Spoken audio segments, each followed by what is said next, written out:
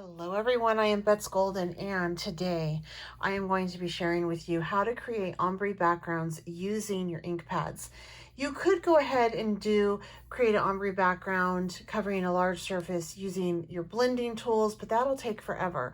So I'm going to show you how you can do that on your gel press using just your dye ink pads, and I'm going to show you 5 color combinations that work beautifully together. You're going to need a gel press plate as well as a brayer, and then I am using Simon Hurley dye ink pads, but really any dye ink pad would work, but I just love this palette and how his ink lays.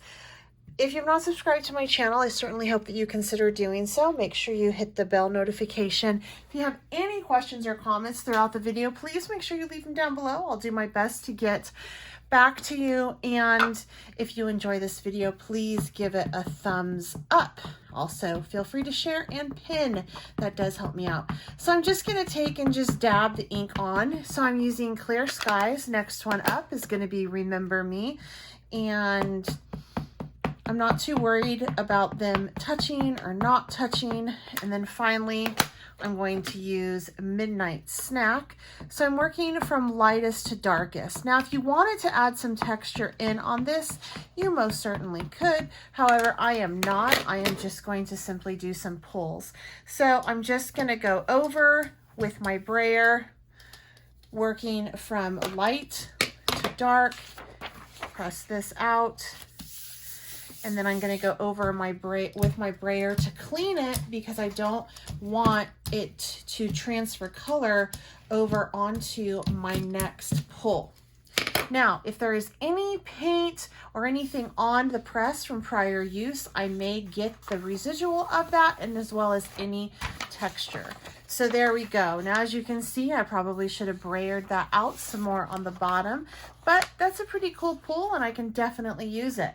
Let's go on to the next. So we're going to do a green pull next. I'm going to use Overzealous, and then in the middle I'm going to use Later Gator, and then to end it off I'm going to use Tropical Tango. So the important thing with this is you definitely want to stay in the same color, family, color really, just making sure that you change the shades. And now I'm just sliding it across like so. And then again, I'm going to start at the top and work my way down real quick with my brayer. Put my 8.5 by 11 copy paper on. And then again, just going to brayer this one out. Let's see how this one does.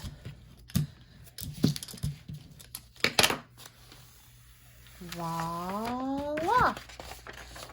So really, really pretty, and you can do it that way.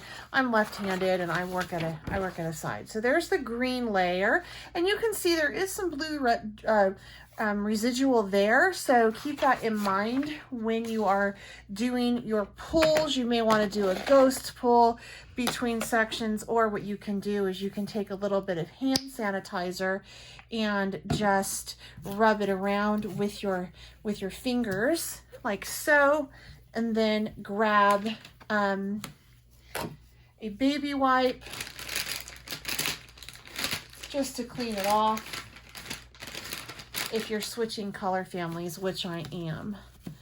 And then this will do a really nice job of just cleaning off your surface and giving it a nice fresh plate palette, so to speak. Okay, so that is how you can do that. All right, so the next color family that I want to do is going to be like a pink red type undertone. Prom Queen, Bee Sting, Game Over. So again, I like this sliding. I love how that looks when you slide it. That was Prom Queen, Bee Sting. So light, medium, and then dark. Game Over. Then again, just to get the color moving and even out a little bit, and I can see right down there, still need a little bit. Go ahead, place this on here. Give it a nice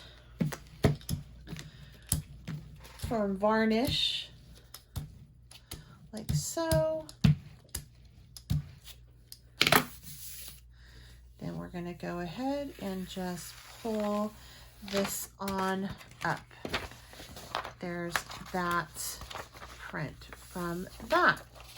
As you can tell, that dark color right there is quite severe. So if that bothers you, you may want to go ahead and just make sure that you run your brayer over that section. Something that you can do also is you can add a little bit of water, which will possibly get it to move just a tad, and that can soften that look as well. All right, so the next one we're gonna do is Slippery When Wet. So this is a yellow to orange ombre effect. Slippery When Wet, Guppy, and Traffic Cone. All right, so I'm gonna do Slippery When Wet down first. Guppy next.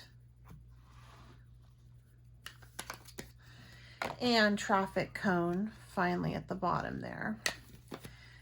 This time, just going to work that through and make sure I get that bottom, bring it up a little bit like so, work it on in,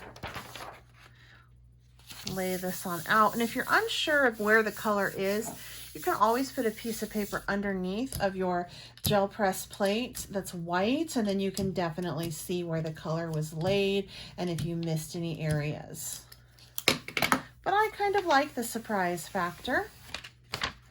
And then there we go. That one's quite lovely as well. All right, so our last color combo for today is going to be a pink going into a purple. Purple you have to be careful of because purple doesn't play well with many colors. So it's going to play well with these colors because it's all in its same red family. Or I could do blue. I just wouldn't want to do purple with green or purple with orange. That would give us muddy brown.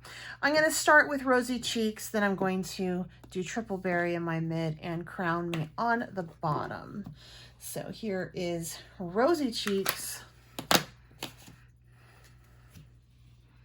Triple Berry, and finally the beautiful Crown Me. Again, I'm just going to take this on down, move it on down, and move that up just a hair. Go ahead and do this pull like so, and clean off that brayer on the back, because the dye inks will transfer to other projects in the future if I don't get the brayer cleaned off. And then we have, voila. So that's just some fun ways that you can use some color combinations on your gel press to create kind of an ombre type look. Let's go over them again. This was the one that was the purple and the pinks. Here we have the yellow and the oranges. This one is kind of the pink and the reds. Then we have our greens. And finally, we have our blues. I hope you enjoyed this video and it gave you some ideas on what you can use on your gel press plate, as well as colors that blend, and also the ombre technique. This also works with paint, excuse me, I had a hiccup, sorry. This also works with paint, this ombre way technique. Just be careful when you are mixing those colors that you are keeping them in the same color family, and the rule of thumb is to go lighter to medium to darker, and then just as we discovered here, it is good to kind of pull back that darker into that medium so you can get a nice beautiful blend. All right, you guys, I'm Beth Golden. Until next time, happy crafting.